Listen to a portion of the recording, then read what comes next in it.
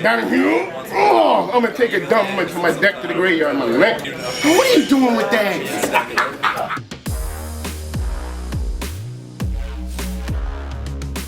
What's going on, guys? Logan JYA back once again as the orchestrator. Today I got a brand new Orcust deck profile for you where we're just making one small change, and that's playing a bit more of a heavy Horus package. There's been a lot of tension on these Horus guys recently, playing these stun strategies with them or these hard-going second builds, and they are flipping cool. I gotta tell you, I'm very inspired by the power level that the Horus cards have always provided, but I've never experimented with playing more of them in a deck like Orcust. So in this build, we give that a try and show what you're able to do by pushing the ceiling just a tad bit higher by adding in 2 additional Horus monsters in the main deck. If you like what you see, be sure to smash that like button, comment down below what you want to see next, and that's everything. Let's dive into the profile and stick around for the combos at the end, baby. Let's go. All right, everybody, I don't want to keep you waiting, so we're going to dive into the deck profile, starting things off with the main deck. And I'm gonna go through the basics pretty quickly for those of you who are familiar with the strategies. If you're not, check out some of our past Orcust profiles. We go through things super in-depth on those. But for the basics, we've got triple copies of Gears, the best normal summon in the deck. We're of course maxing out the Nightmare, especially considering we're investing heavy in the Horus strategy. We got 2 copies of the Symbol Skelly. Standard, you gotta have 2 though, just in case that first one gets banished and you're losing access to it, so you don't have wand access. You need to have that second copy of Symbol in deck, and some opponents aren't prepared for it. You get to punish them big time. 1 copy of Harp Horror. I think it's going to be coming up to 2, baby. Let's go. Let's hear it in the comments down below. Let me know if you want the Harp Horror to be at more than 1 copy after this next ban list. I'm not going to say just it has to go to 2. I'd be happy for it to go to 3 as well, so let's not limit our options, okay? So the 1 Harp Horror, and of course we got the supporting cast, the World Wand, one of your main cards to send off Nightmare, gives you access to your banished machines, and your Gizmek, which is your big banished boy. He helps push for damage for game, and of course interacts with one of our most fun extra deck monsters, that being Topologic Ouroboros. 2 copies, or I should say 1 copy of Armageddon Knight, 1 copy of Dark Grepher. They're so similar in my mind though. They're your Dark Warrior Squadron for accessing dark monsters, sending them to grave. And you play the Rhoda as well for easy access. Moving on to some more of the supporting cast, we've got the full set of Fenrirs because they give you that free hand fodder. This is something we were doing in Orcust Horus originally when I was first playing this deck back in January. And the more modern day Horus builds that we're seeing, including the control builds, are also opting to play this card oftentimes. It is not as good as it used to be. It does not have the same amount of leverage and pressure to the fire decks like it did against the meta back in January. But it's still a powerful card and gives us that free search and applies board pressure. So I think it's 100% worth playing. Moving on, we got triple copies of Ash, and then we move on into the Horus package. So really the only big change here is, of course, we're playing the triple Yemseti, and we play the big Gorilla, but we also play the one Duma Boofa, Bing Bang Boom. I don't know this guy's name, but he's the water guy who gains attack for however many Horuses you have times 1200.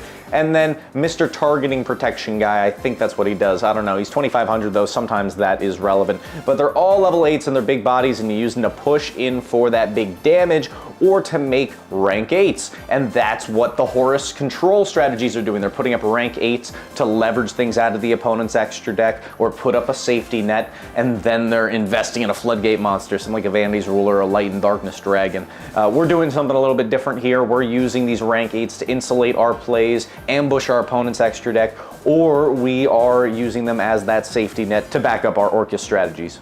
And on that same note, we're playing triple copies of the King's Sarcophagus, but I'm not playing any of the field spell in this deck because having Babel is pretty important. We don't want to be removing our Babel and then having to add it back again.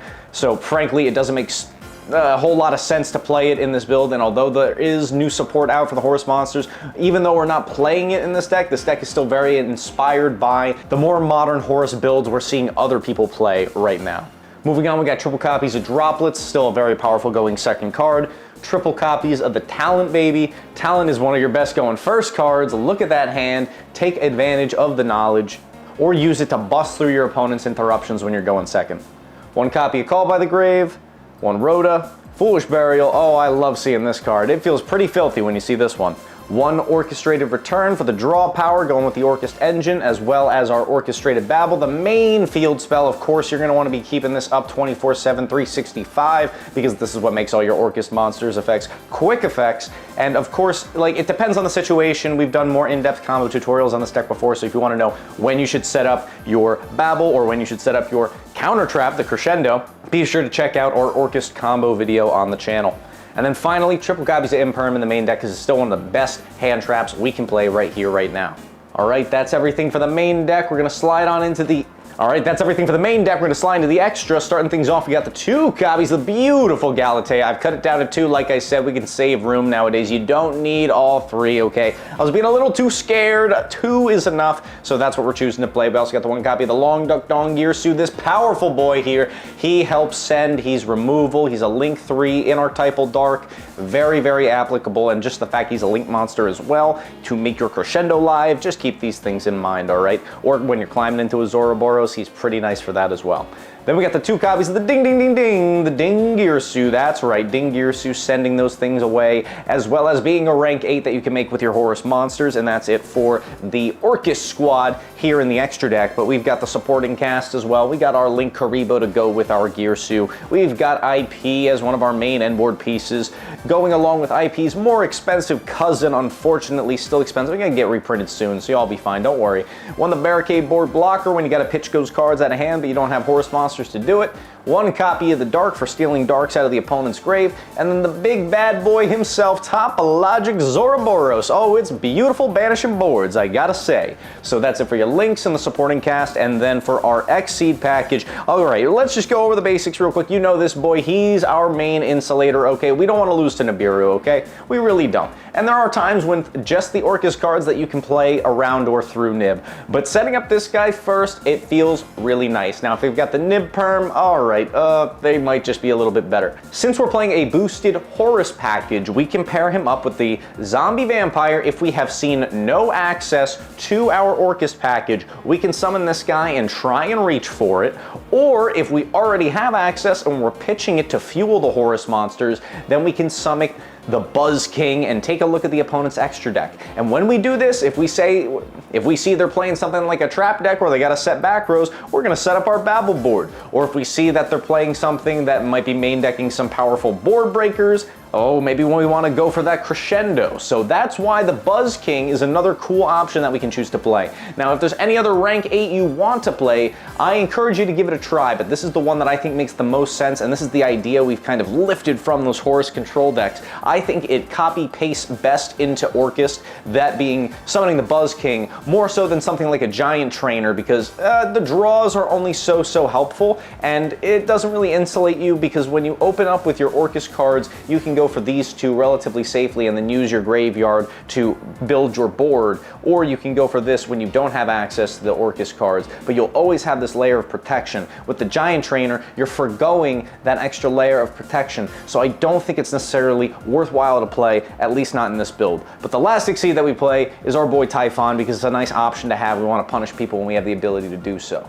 All right, everything for the extra. Let's go through the side, because there are some changes here too. Not massive changes, but some changes nonetheless. Triple copies of the Nibiru. The big Nibiru word comes down on the opponent's board with the force of 1,000 suns. Triple copies of Ghost Bell is a going first or going second option, because of course we want to be able to counter those things that hurt us, those DD Crows, those best shields, those banishing effects. Also, we can deal with that fire monster in the graveyard, that nasty Link monster princess. We don't like her, we want to negate her. We got triple copies of the Droll and Lockbird, triple copies of the Evenly Match for big board breaking energy, okay? And then finally, we got to respect the back rows, we got to respect the floodgates, okay? We need that strategic floodgate removal. We got 2 copies of Cosmic Cyclone and 1 Harpy's Feather Duster to bring this build to a close. But we're not done yet. Don't go anywhere, because we're going to do a test hand so you can see how the Horus bigger package fits into the ORCUST strategy. Let's do it. All right, everybody, before we close things out, we're gonna do a test hand, so I'm getting the deck nice and randomized with these final shuffles,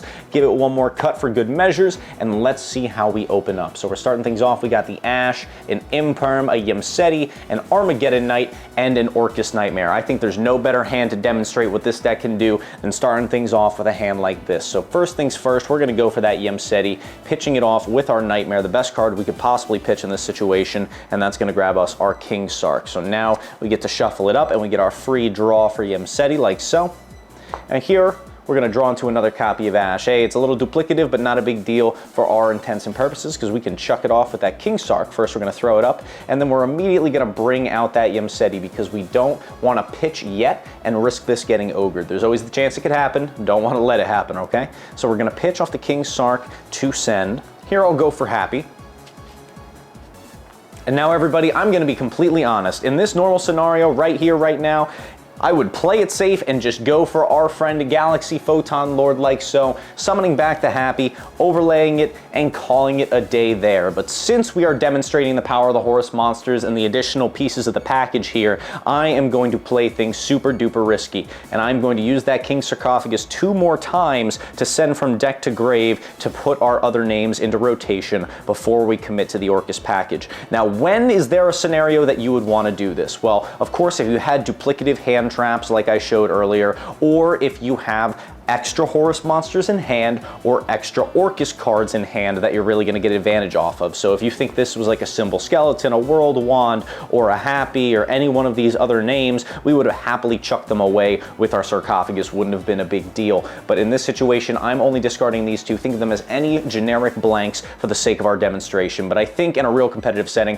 I'd keep the Ashen Imperm. It's a pretty good interruption. Regardless, we're going to summon back those other two bodies that we sent off of the King Sark, and I'm going to overlay them over here on the opposite side of the board, and this is where you get your choice. Since we already opened up with access to the Horus package, to the Orcus package with our Armageddon Knight normal summon and the Nightmare that's being chilling in our graveyard, that means we're going for our boy the Buzz King to take a look at our opponent's extra deck and see what they're playing. Maybe we can get a little bit of information as we destroy one of their cards. So it's just like what Cash Tira used to do with that banned card Mind Hacker. Yeah, this guy's pretty much the same thing. Not as good, but pretty good. So we take a look, we sneak a peek, we send something we don't like to the grave, and that's going to inform what end board we pursue. So let's say, for example, we see where they're playing a back row deck. We're going to want to end on the Babel Dingirsu setup for as many pieces of spot removal as possible, that being your Little Knight Banish and your Dingirsu Send. If you see that they're playing something that's a hard-going second deck, or they're playing something that could have a lot of board breakers, you think that Crescendo might be the better pick, that's what you're going to set up. So after we've gotten that knowledge from resolving the Buzz King, now we're just going to do our standard Orcus things. And since we open up with the Armageddon Knight, I'm going to burn out my whole hand, baby, and invest it into this board. Because again, we are demonstrating the ceiling, and we're having a good time right now, okay? So we're going to send that Harpor. I'm going to summon out the Girsu and use Girsu's effect to send our symbols. Summon a Galatea on the top. Next, I'll use Nightmare's effect, send World Wand, dump the Wand. We'll use Wand's effect to summon back, Banish, summon back the Nightmare. Then I'll use Galatea's effect to spin back the Wand, so put the Babel on the field spell. Next, overlay Dingirsu on top of Galatea. Use Dingirsu's effect to attach the Harpor. Then we can link off the Ding and the Nightmare and go for an IP Masquerena.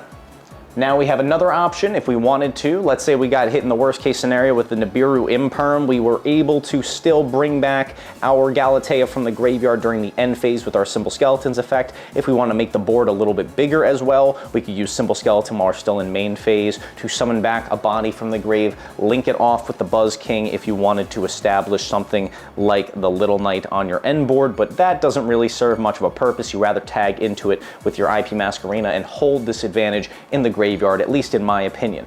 Now, one other thing I'll flag is by keeping this Buzz King on the field, we're kind of playing into that Super Poly card, so you might actually be a little bit better off linking this guy off into a burner monster before going into your IP. So if you wanted to, you go for something like a Baraborg blocker, or maybe you could try and get some free advantage out the opponent's grave with something like a Dark.